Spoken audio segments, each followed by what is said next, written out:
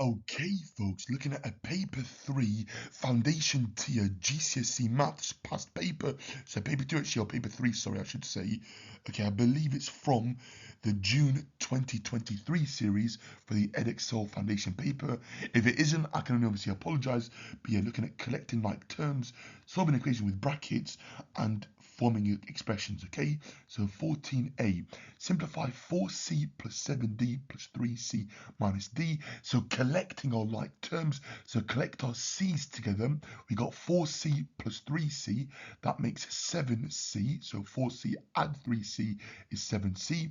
Then we got positive 7d or plus 7d, and we're subtracting 1d, so minus d makes positive or plus 6d. So the final answer reads 7c add 6d or 6d add 7c.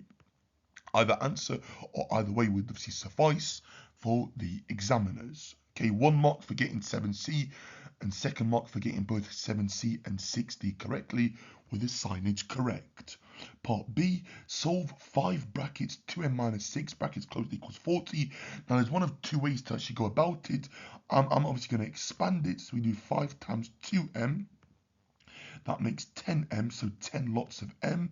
Then we do 5 times minus 6, makes a minus 30, okay, is equal to 40.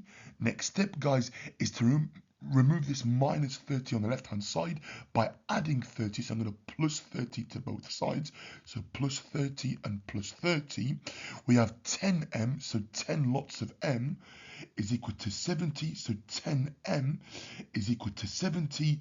I don't want 10m, I just want 1m or just m. 10m means 10 times m, so the opposite of timesing or multiplying is to divide. So divide this side by 10 and divide this side by 10. Okay, apologies guys here for that squishing my working. Okay, these 10s they cancel, so we have m is equal to 70 divided by 10, or 70 tenths, m equals 7. Okay, well done, yeah, if you got that. Okay, another way is obviously to like divide both sides of the equation by 5. Okay, so if you did that, you would have got 2m minus 6 is equal to 8. Adding 6 to both sides, you get 2m is equal to 14. Divide both sides by 2, guys. Okay, you would get m is 7. Either way would have got you the same answer. Okay, that's if you divided both sides of the equation by 5 first.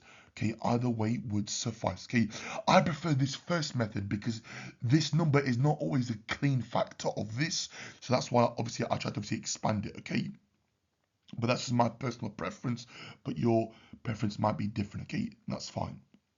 Okay, next up, there are X sweets in a box, there are Y sweets in a packet.